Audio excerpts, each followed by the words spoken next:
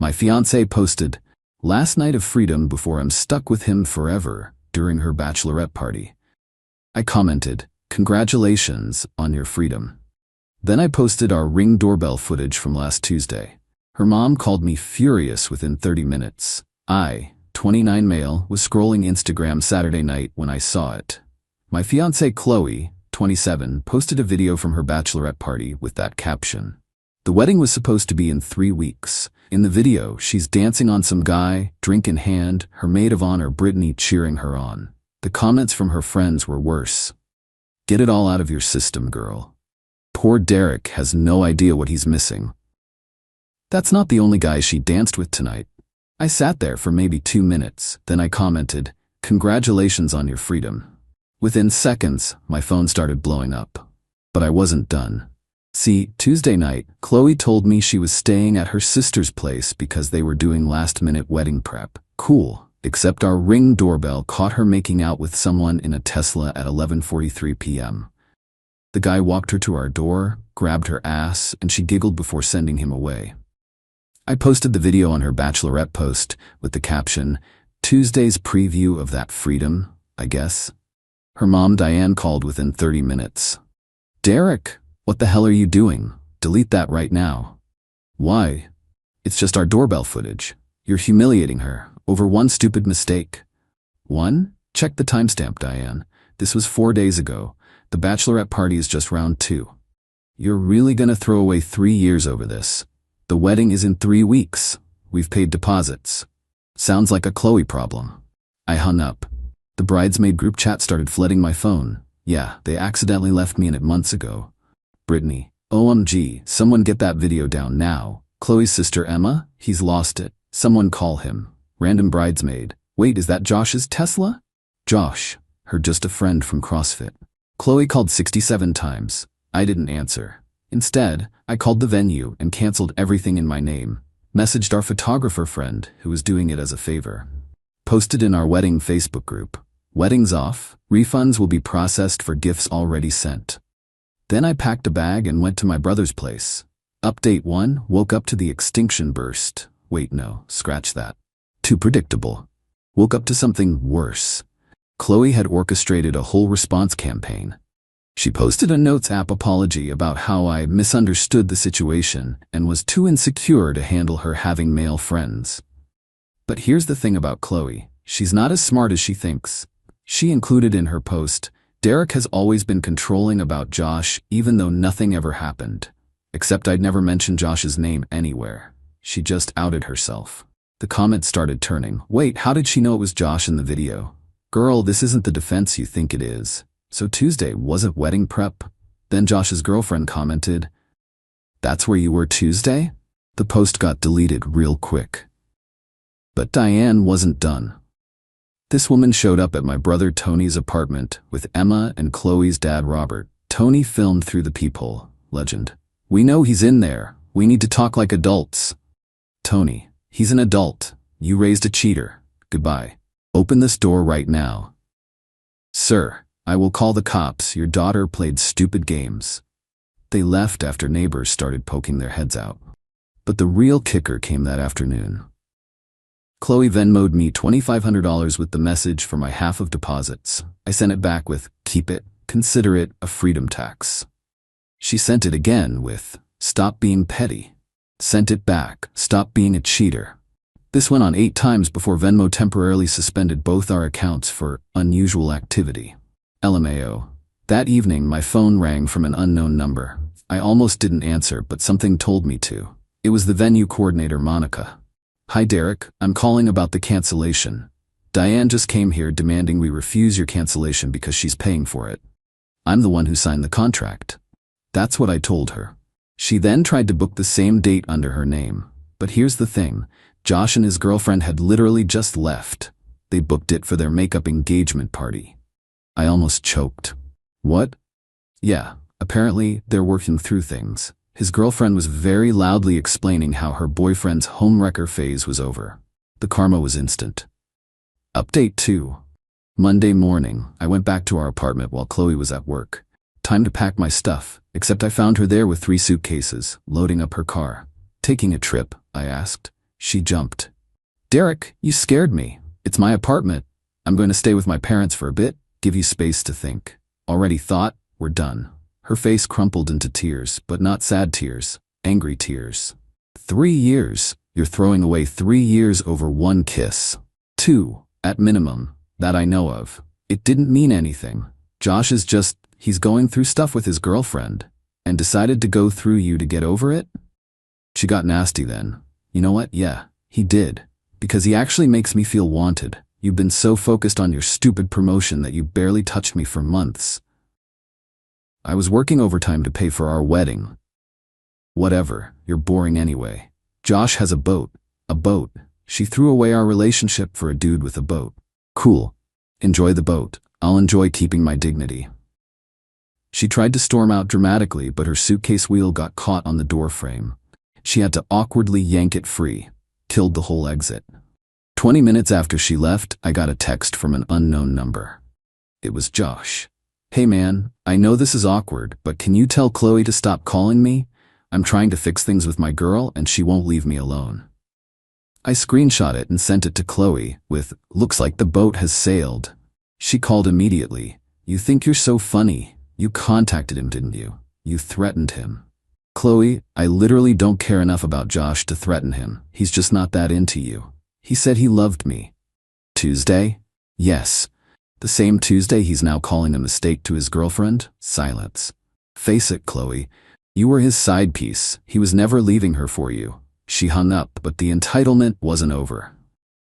That afternoon, I got an email from Diane, a 4-page email about how I was emotionally abusive for exposing Chloe, how marriage is about forgiveness, how her daughter deserves better than someone who would publicly shame her. A detailed breakdown of all the money they'd spent on the wedding. A threat to sue me for defamation. I forwarded it to my lawyer friend Marcus. Yeah, I know, cliché lawyer friend, but he owed me for setting him up with his wife. His response, oh, she thinks doorbell footage is defamation? Let her try. That night, the flying monkeys arrived. Her cousins, her work friends, people I hadn't talked to in years, all suddenly messaging me about how I was harsh and should hear her out. My favorite was from her college roommate. Derek, Chloe's just a free spirit. She needs someone who understands her energy. I replied, her energy should try paying rent then, because she's not living here anymore. Update 3. Wednesday got dark, not gonna lie. I came home from work to find my gaming setup destroyed. My PS5, monitors, the custom PC I'd built, all smashed. There was a note. Oops, I was getting my things and accidentally knocked it over. See, accidentally, right? That's why there were clearly heel marks on my graphics card.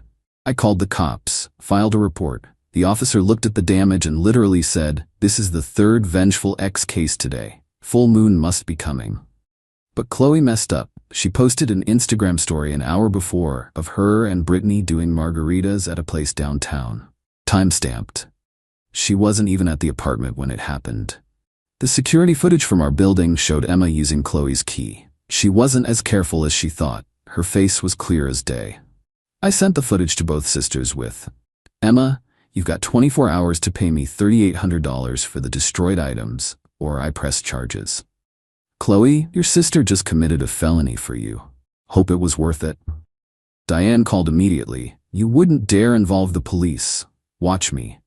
Emma was just helping her sister. Emma committed breaking and entering and destruction of property. She had a key to retrieve Chloe's items, not destroy mine. That's still illegal, Diane. The next morning, $3,800 appeared in my Venmo from Emma with the note, I'm sorry. But they weren't done being entitled. Oh no. Chloe started telling everyone I was financially abusing her by kicking her out. She conveniently forgot to mention she never paid rent because saving for the wedding was more important. But my favorite part? Josh's girlfriend reached out to me. Hey, I know we don't know each other, but thank you for posting that video. I'd been suspicious for months, but Josh gaslit me into thinking I was crazy. We're done. P.S. Chloe's been texting him nonstop. He blocked her, and she created 5 different numbers to keep trying. Thought you should know what you dodged. Update 4. The wedding day arrived. What would have been our wedding day? I woke up to 47. Wait, no, I woke up to exactly 31 texts from Chloe. She'd sent them throughout the night. 2:47 a.m. I can't sleep. We were supposed to get married tomorrow. 3. I messed up, okay? Is that what you want to hear? Josh won't even talk to me. Your mom unfriended me on Facebook. This isn't how it was supposed to go. I hate you. I didn't mean that. Can we talk?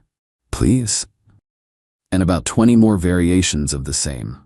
I didn't respond. Instead, I took the day off and went golfing with Tony and my dad. Posted a picture of us at the course with the caption, "Beautiful day for freedom." Petty? Maybe. Satisfying? Absolutely.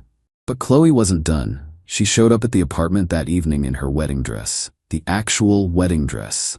"I wanted you to see what you're giving up," she said when I opened the door.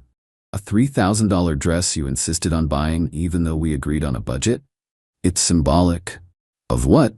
Your inability to stick to any commitment? She tried to push past me into the apartment. "This is still my home." "No, it's not. You haven't lived here in a week. You never paid rent. Your name isn't on the lease. We were together for 3 years, and you threw it away for a guy with a boat who doesn't even want you."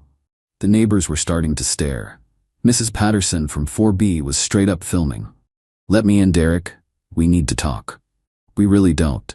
I'll scream. "Go ahead. Mrs. Patterson is already filming. Would love to see you explain the wedding dress to the cops." She stood there for another minute, then ripped off the veil and threw it at me. "You're going to regret this." "The only thing I regret is not seeing who you really were sooner."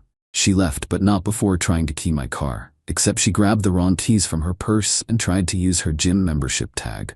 The scratching sound of plastic on paint was pathetic. Final update. So here's where it all landed. Chloe moved back with her parents. According to mutual friends, she's already on dating apps with photos from our couple's trips cropped to remove me. Josh and his girlfriend broke up, but plot twist. He's not interested in Chloe. He started dating some influencer he met at his gym. Chloe found out when he posted a story from the boat with the new girl. She commented, "That used to be our spot," and he blocked her. Emma had to pay me the $3,800, but then tried to sue me in small claims court for emotional distress. The judge literally laughed. Case dismissed. Diane sent me one last email about how I'd never find another woman like her daughter. I replied, "That's the point." The venue coordinator, Monica? She sent me a bottle of champagne with a note, "For dodging that bullet. P.S. Diane tried to leave us a 1-star review, but forgot she never technically booked anything." As for me, I'm doing pretty good. Kept the apartment, got a promotion at work. Turns out not having wedding stress improved my performance. And started dating Rachel from my running club. She thinks the whole story is insane and brings me coffee with "Not Josh's boat" written on it. The best part? Last week, I ran into Chloe at the grocery store. She was with Brittany, who immediately tried to pull her away. But Chloe stopped and said, "Derek, I just want you to know, I'm in therapy now." Good for you. My therapist says I have commitment issues and a problem with accountability. Sounds about right. She also says I should apologize, so I'm sorry for the Tesla thing. The Tesla thing? That's what you're apologizing for? What else would I apologize for? And that's when I knew I'd made the right choice. She literally didn't think destroying my property, lying for months, or humiliating me publicly warranted an apology. Just the Tesla thing. Cool, and walked away. She called after me. "That's it? Cool?" "Yeah, cool. Enjoy your freedom, Chloe." Haven't heard from her since. To everyone asking if I regret not trying to work it out, hell no. When someone shows you who they are, believe them. And when they show you on Ring doorbell footage in 1080p resolution, definitely believe them. Thanks for following this wild ride. I'm gonna go live my best non-boat life. Edit, stop asking for Chloe's Instagram. Let's not do that. Edit 2. For everyone saying this is fake because no one would show up in a wedding dress, you've clearly never dealt with a narcissist having an extinction burst. The dress was about making me feel guilty, not about logic. Edit 3. Josh's new influencer girlfriend found this post and DM'd me. LMAO, the boat, so that's fun.